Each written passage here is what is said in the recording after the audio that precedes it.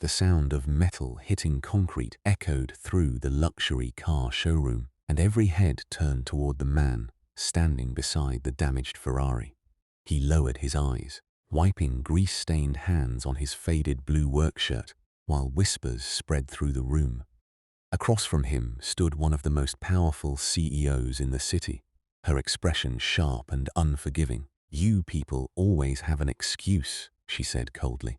"Maybe if you were more responsible, you wouldn't be raising your son in a repair shop."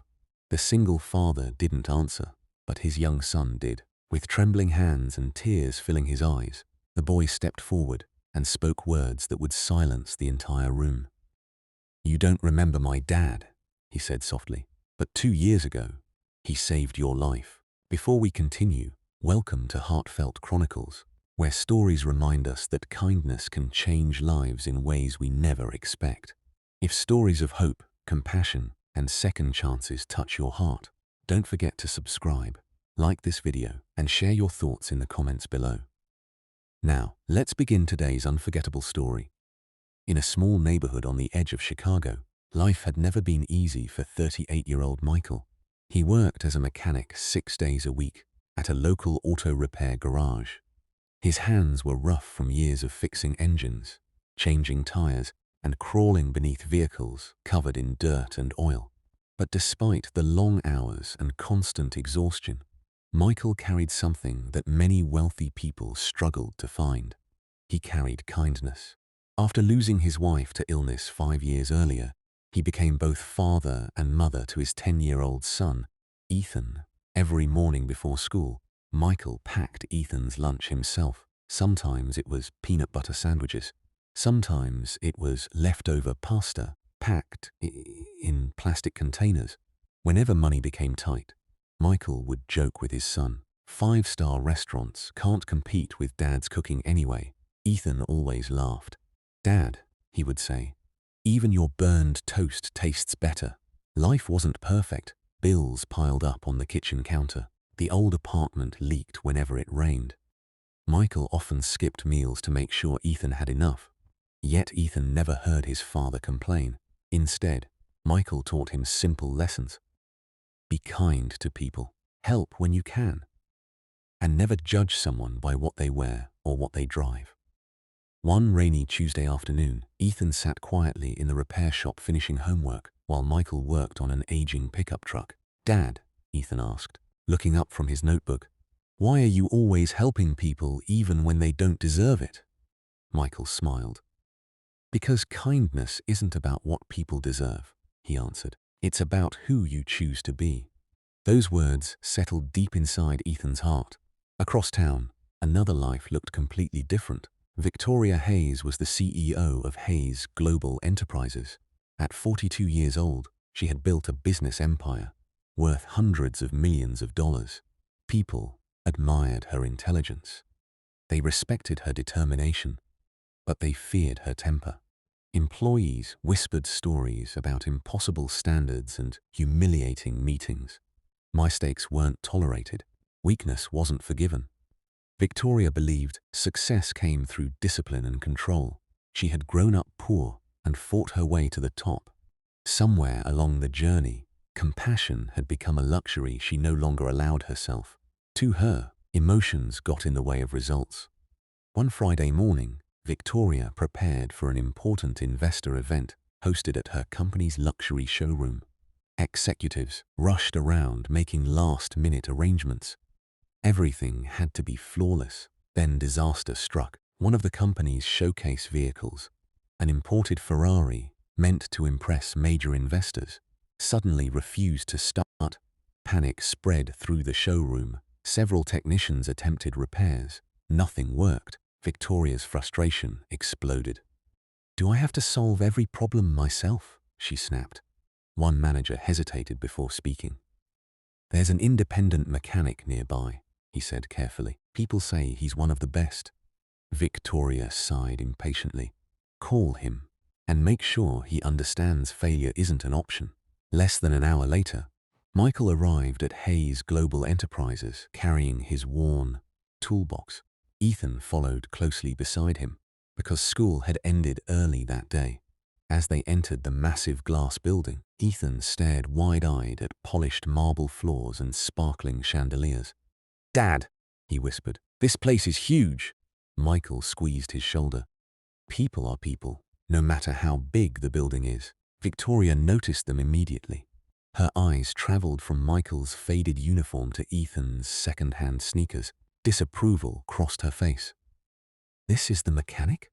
she asked sharply. The manager nodded. Michael extended his hand politely. "I'm Michael. I'll take a look at the vehicle." Victoria ignored the gesture. "You'd better know what you're doing," she said. "That car costs more than most people make in several years." Michael slowly lowered his hand. "I'll do my best." Victoria crossed her arms. "Your best won't be enough if my investors walk away." Ethan looked down at the floor. He had seen customers speak rudely before. But something about this felt different. It wasn't frustration. It was humiliation. Michael simply opened his toolbox. Without anger, without resentment, without responding to the insults, he began working carefully beneath the hood of the Ferrari. While executives watched nervously from a distance, minutes turned into nearly an hour. Finally, the engine roared to life. Relief swept through the room. Executives applauded. The crisis had been avoided. But Victoria wasn't finished. As Michael packed away his tools, she glanced toward Ethan and said loudly enough for others to hear, "I suppose this is what happens when people bring children to workplaces instead of leaving them where they belong." The room fell silent. Ethan's face flushed with embarrassment. Michael looked at his son, then back at Victoria. For the first time, pain showed in his eyes. "Dignity costs nothing," he said quietly. "I hope one day you remember that." Victoria opened her mouth to respond. But before she could speak, Ethan took a small step forward. His voice trembled. He looked directly at the powerful CEO standing before him. "You really don't remember my dad, do you?" he asked. Victoria frowned. "What are you talking about?" Tears gathered in Ethan's eyes as memories he had carried for 2 years came rushing back. "My dad saved your life," he whispered, "and you never even knew his name." The showroom became so quiet that even the ticking of a wall clock seemed loud. Victoria stared at Ethan in confusion. "What did you say?" she asked. Ethan swallowed hard. His small hands trembled at his sides. 2 years ago," he said softly, "you were in a car accident near Lincoln Park. It was raining that night." Victoria's expression slowly changed. The room around her faded as memories she had buried deep inside her mind began resurfacing. It had been late evening. She had just left an important business dinner after arguing with one of her executives over the phone. Rain poured heavily across the city streets, making it difficult to see. Distracted and frustrated, she never noticed the truck that lost control at the intersection. The crash happened in seconds. Her car spun across the wet road and slammed into a barrier. Smoke filled the vehicle. Pain shot through her body. She remembered trying to move, but being unable to free herself. She remembered fear, real fear.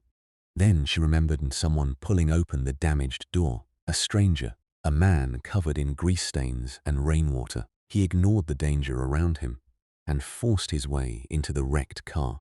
He carried her to safety moments before flames spread through the engine compartment. Victoria's breathing became uneven. She had spent years wondering who that man had been. The police never found him because he disappeared before emergency responders arrived.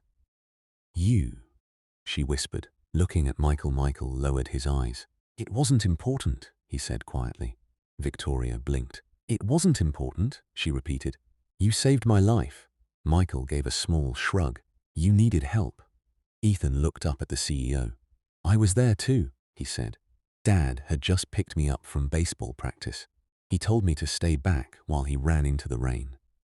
The boy's voice cracked. He was scared. "But he said that if someone needed help, you help them." Tears filled Ethan's eyes. "And now you're treating him like he's nothing." The words pierced through the showroom. No executive moved. No employee spoke. Victoria looked around and noticed the faces surrounding her. Some appeared shocked. Others looked uncomfortable. Many seemed unsurprised. For the first time in years, she wondered how many people she had hurt with her words. She turned toward Michael. Memories of that terrible night collided with the reality standing before her. The man who had saved her life had asked for nothing, no reward, no recognition, no gratitude. He had simply gone back to fixing cars and raising his son. While she had spent years climbing higher and higher in business, she had forgotten something far more valuable: kindness. "I owe you everything," Victoria whispered. Michael shook his head gently. "You don't owe me anything." "How can you say that?" she asked. "Because kindness isn't a transaction," Michael replied. "You don't help people because you're expecting something in return." His words echoed through her heart. They were almost identical to lessons her own mother used to teach. Before life became hard and ambition consumed her, Victoria suddenly remembered being a little girl, watching her mother share groceries with struggling neighbors. Back then, compassion had come naturally. Success had changed her, or maybe fear had. Fear of losing everything she worked for, fear of appearing weak, fear of being hurt again. She looked down at Ethan. "I'm sorry," she said. The boy remained silent. Victoria knelt until she was at eye level with him. "No child should ever have to hear someone speak to his father the way I spoke to yours." Her voice broke. "And no man who risked his life to save another deserves humiliation." Tears slipped down her cheeks. The powerful CEO who intimidated boardrooms around the country stood crying in front of mechanics and executives. "I'm sorry," she repeated, this time to Michael. The room waited. Michael studied her face. For several moments, nobody moved. Finally, he nodded. "We all have moments we're not proud of," he said softly. "What matters is what we choose to do next." Those simple words opened something inside Victoria. The investor event proceeded later that afternoon. But people noticed a difference. Victoria thanked employees personally. She listened instead of interrupting. She smiled more than many had ever seen. Days later, she couldn't stop thinking about Michael and Ethan, their tiny apartment, their quiet dignity, their ability to remain kind despite hardship. Eventually, she drove to the repair shop where Michael worked. He looked surprised to see her. "I came to talk," she said. Over cups of coffee from the diner next door, Michael shared pieces of his story. Losing his wife, raising Ethan alone, working overtime, missing sleep, trying to be enough for his son. Victoria listened, not as a CEO, not as a powerful executive, but as another human being. For the first time in years, she admitted how lonely success had become. Money had built walls around her life. Trust had disappeared. Relationships had become transactions. Michael never judged her. He simply listened. Weeks turned into months. Victoria launched scholarship programs for employees' children. She expanded family leave policies throughout her company. Anonymous emergency funds were created to support workers facing unexpected hardships. Managers received training focused on empathy and leadership through respect rather than fear. Employees noticed the transformation. Productivity improved. Workplaces became warmer. People smiled more. Many wondered what had caused such dramatic change. Only a few knew the truth. It had started with a mechanic, a single father, and a little boy brave enough to speak up. One evening, Victoria attended Ethan's middle school baseball game. Afterward, she handed him a small gift. Inside the box was a brand new baseball glove. "You didn't have to do this," Ethan said. "I know," Victoria replied with a smile. "But kindness isn't about obligation, remember?" Ethan laughed. "You sound like my dad. That's because your dad taught me something I should have remembered long ago." Years later, people would still talk about the CEO who changed, the executive who became known not only for business success but also for compassion. And whenever reporters asked what inspired her transformation, she always gave the same answer. "The strongest people aren't the ones with the most power," she would say. "They're the ones who choose kindness when life gives them every reason not to." Michael never became famous. He continued repairing cars. He continued packing lunches. He continued teaching Ethan the values that mattered most. Because he understood a truth many people spend their entire lives searching for. Kindness doesn't require wealth. It doesn't require status. It doesn't require recognition. It simply requires a willing heart. As this story comes to an end, remember that every person you meet is carrying battles you cannot see. A kind word may restore someone's hope. A helping hand may change someone's future. A moment of compassion may ripple across lives in ways you'll never fully understand. The world doesn't need more powerful people. It needs more people willing to notice pain, extend grace, and choose love over judgment. Because sometimes the person standing quietly before you isn't ordinary at all. Sometimes they're the hero who once saved a life. And sometimes the greatest miracle isn't being rescued. It's learning how to become kinder because of it. If this story touched your heart, carry its message with you. Choose patience over anger. Choose understanding over assumptions. Choose kindness even when nobody is watching, because every act of compassion plants seeds of hope. And those seeds have the power to change families, communities, and even the world. After all, kindness costs nothing, but to someone who needs it, it can mean everything.